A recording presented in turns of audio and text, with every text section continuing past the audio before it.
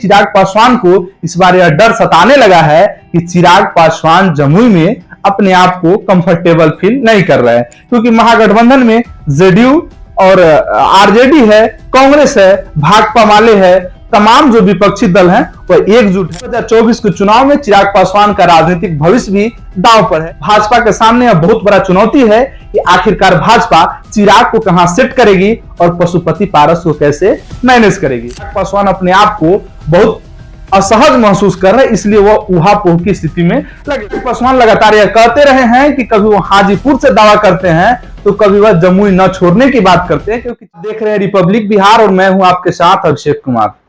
2024 के लोकसभा चुनाव से पहले पूरे भारत का ध्यान आकृष्ट बिहार की ओर हो रहा है और ऐसा कहा जाता है कि राजनीति और बिहार में राजनीति दोनों तकरीबन समानांतर ही माने जाते हैं, क्योंकि बिहार एक ऐसा राज्य है जहां के हर व्यक्ति के खून में राजनीति है और यहाँ के लोगों की राजनीतिक समझ बूझ इतनी ज्यादा होती है कि लोग पूरे देश के राजनीति को बिहार में आसानी से एक्सप्लेन कर देते हैं। तो आज हम बात करेंगे बिहार के सबसे चर्चित सीट जमुई का, क्योंकि जमुई सीट इसलिए भी चर्चा में है क्योंकि वहां से चिराग पासवान 2 बार सांसद रहे हैं और 2 बार लोकसभा में जमुई का प्रतिनिधित्व भी किए हैं।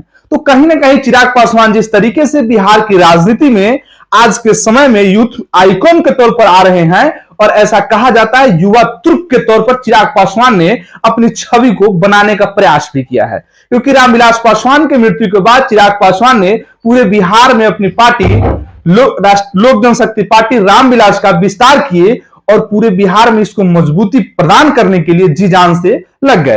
तो 2024 के चुनाव में चिराग पासवान का राजनीतिक भविष्य भी दांव पर है, क्योंकि चिराग पासवान कहीं ना कहीं इस बात को भांप रहे हैं और चिराग पासवान अपने आप को बहुत असहज महसूस कर रहे हैं, इसलिए वह ऊहापोह की स्थिति में लगे हुए हैं। क्योंकि चिराग पासवान लगातार यह कहते रहे हैं कि कभी वो हाजीपुर से दावा करते हैं तो कभी वह जमुई न छोड़ने की बात करते हैं, क्योंकि चिराग पासवान को ऐसा लगने लगा है कि क्या चिराग पासवान को अपने द्वारा जमुई के 10 वर्षों के कार्यकाल पर भरोसा नहीं है कि चिराग पासवान हाजीपुर की ओर कुछ करना चाहते हैं। तो यह इसी विषय पर आज हम आपसे चर्चा करेंगे, जमुई की भौगोलिक स्थिति और वहां की राजनीतिक में अभी तक जो भी सांसद रहे उनके बारे में भी हम चर्चा करेंगे। तो आपको बताते चलिए कि भाजपा ने अभी तक जब से जमुई लोकसभा सीट बना है अभी तक भाजपा ने अपना कैंडिडेट वहां से कभी नहीं उतारा है, या तो सहयोगियों के साथ आगे बढ़ी है या फिर महागठबंधन का दबदबा रहा है। तो हम आपको बताते हैं, क्योंकि 2019 में पहला लोकसभा का चुनाव हुआ था और यह सीट जो है जमुई, वहां से चुनाव जीते थे बनारसी प्रसाद सिंह। उसके बाद समय आया 1952 का और 52 में एक बार फिर दोबारा चुनाव हुआ और वहां से चुनाव जीते नयन दीप दास जी।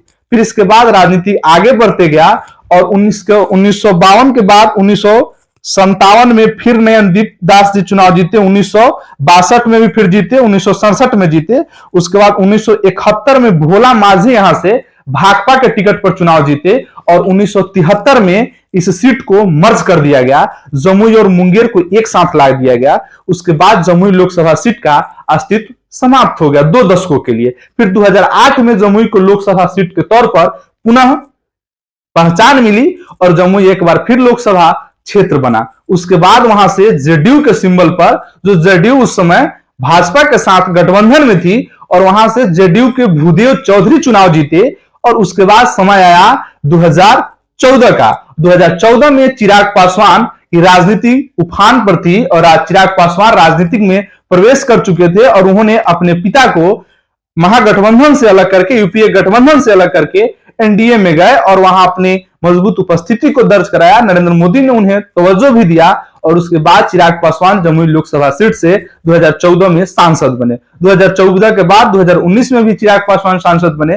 तो वहां के अगर जमुई की भौगोलिक स्थिति को देखा जाए तो वहां यादवों की संख्या अच्छी खासी है और उसके बाद मुस्लिम आबादी है। तो कहीं ना कहीं चिराग पासवान को इस बार यह डर सताने लगा है कि चिराग पासवान जमुई में अपने आप को कंफर्टेबल फील नहीं कर रहे हैं, क्योंकि महागठबंधन में जेडीयू और आरजेडी है, कांग्रेस है, भाकपा माले है, तमाम जो विपक्षी दल हैं वह एकजुट हैं। तो ऐसे में चिराग पासवान को ऐसा लग रहा है कि वह सीट अब उनके लिए सुरक्षित नहीं है, क्योंकि भले ही आरक्षित सीट है जमुई, लेकिन चिराग पासवान के लिए वो सुरक्षित नहीं लग रहा है, क्योंकि चिराग पासवान को यह डर सताने लगा है कि वोट शेयर की अगर हम बात करें तो वहां पर 3 लाख यादवों की आबादी है, जो बहुत बड़ी आबादी मानी जाती है किसी भी लोकसभा सीट के लिए। तो यादव और मुस्लिम दोनों के वोटों को अगर मिला दिया जाए तो ये तो पहले से ही हर सीटों पर निर्णायक हो जाते हैं, क्योंकि बिहार के तकरीबन बहुत सारे ऐसे सीट है, सैकड़ों सीटों पर यादव और मुस्लिमों का दबदबा हमेशा से कायम रहा है। तो वैसी तरीके से अगर हम देखें तो जमुई में भी मुस्लिम और यादवों की आबादी को इकट्ठा कर दिया जाए तो यह एनडीए के लिए बड़ा चुनौती हो जाएगा। और भाजपा तो पहले से ही जमुई में, भाजपा के पास कोई जनादेश नहीं है, कोई जमीन मजबूत नहीं है, तो ऐसे में वो अपने सहयोगियों को वहां से उतारती है। तो इस बार चिराग पासवान उहापोह की स्थिति में है।